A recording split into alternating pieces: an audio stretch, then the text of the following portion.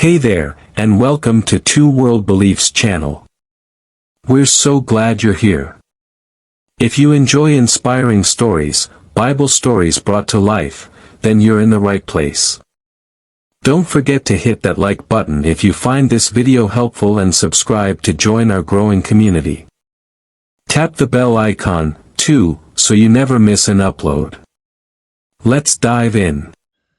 The story of Naaman, from 2 Kings 5. In a time when Syria, also known as Aram, was a powerful nation neighboring Israel, there was a man of great stature and prominence named Naaman. As we read in 2 Kings 5 verse 1, Naaman was the commander of the Syrian army, a man who had achieved tremendous victories and was deeply respected by the king and his people alike. The Bible describes him as a great man in the sight of his master and highly regarded. His fame extended beyond his land, for he had secured victories through what was seen as divine favor, victories that even Israel recognized were allowed by God. Naaman's reputation and influence were unquestioned. He had everything a man of his time could desire: wealth, respect, and power.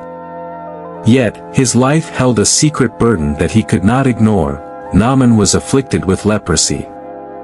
In ancient times, leprosy was a dreaded disease, isolating the afflicted from society, as it could spread among others. 2 Kings 5 verse 1 tells us that despite his high status, Naaman bore this painful affliction, a silent reminder of his vulnerability. His body, a symbol of strength in battle, was now marked by a disease that his achievements and accolades could not erase. Amidst this trial, there was a spark of hope. Among his household servants was a young Israelite girl. Taken captive during one of Syria's raids, she served Naaman's wife. Remarkably, this young girl, despite her own loss and captivity, did not hold resentment in her heart. Instead, she was filled with compassion. She told Naaman's wife of a prophet in Samaria who had the power to heal leprosy. Her faith, even in a foreign land and as a servant, was unwavering. 2 Kings 5 verse 3 records her words to her mistress: "If only my master would see the prophet who is in Samaria. He would cure him of his leprosy." When Naaman heard these words, hope sparked within him. Desperation and faith moved him to approach the Syrian king for permission to seek this prophet. His king, trusting and caring deeply for Naaman, not only permitted the journey but also sent him with a letter to the king of Israel, along with generous gifts of silver, gold, and fine clothing as a symbol of goodwill and a plea for healing. Yet, when the king of Israel received the letter, he was stricken with fear. 2 Kings 5 verse 7 recounts his reaction: "Am I God? Can I kill and bring back to life?" He feared that Syria sought an excuse to wage war against Israel, as he had no power to cure leprosy. He tore his robes in despair, feeling trapped by the impossible request. But God was already at work. News of the king's distress reached the prophet Elisha, who saw this as an opportunity to demonstrate God's power.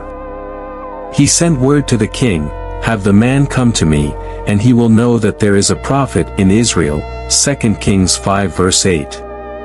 Naaman traveled to Elisha's house with his entourage and his wealth, expecting a welcome worthy of his status and the display of a miraculous healing ritual. However, Elisha did not even come out to meet him. Instead, he sent a messenger with a simple instruction: "Go, wash yourself 7 times in the Jordan, and your flesh will be restored, and you will be cleansed." 2 Kings 5 verse 10. This message was shocking to Naaman. He was a man of high status, yet here he was being instructed to bathe in the waters of a foreign river as if it were a simple cure for his disease. Naaman felt offended. He knew of rivers in Damascus, such as Abana and Pharpar, which he considered far superior to the Jordan. How could such a simple act in a lesser river possibly cure him? Angry and humiliated, he turned away, unwilling to obey. But his servants approached him, speaking with the wisdom of humility.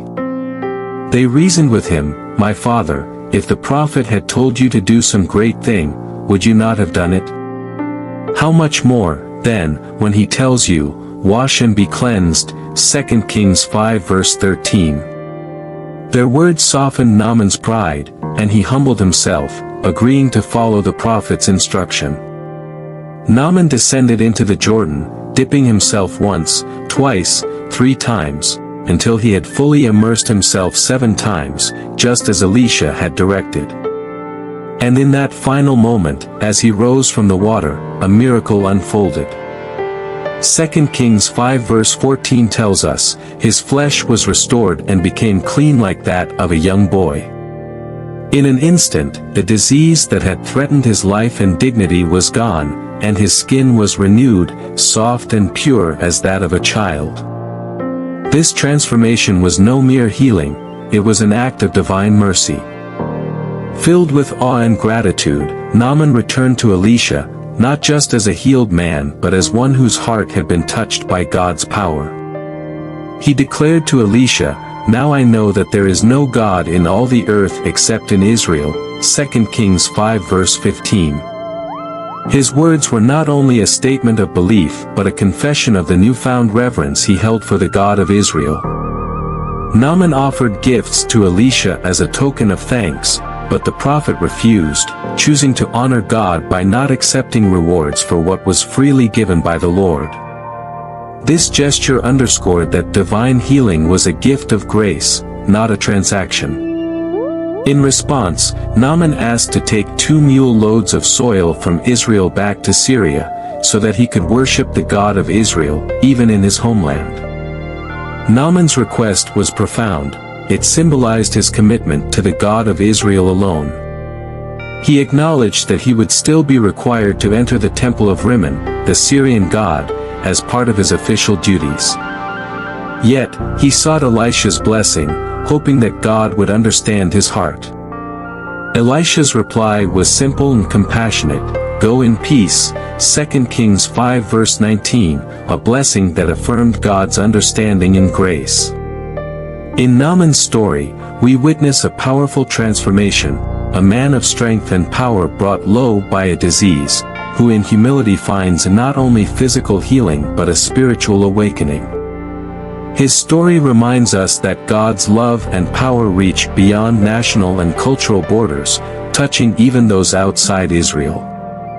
Naaman's healing demonstrates the boundless mercy of God, which calls each of us to humble obedience, to faith, and to acknowledge that true healing and salvation are gifts of grace.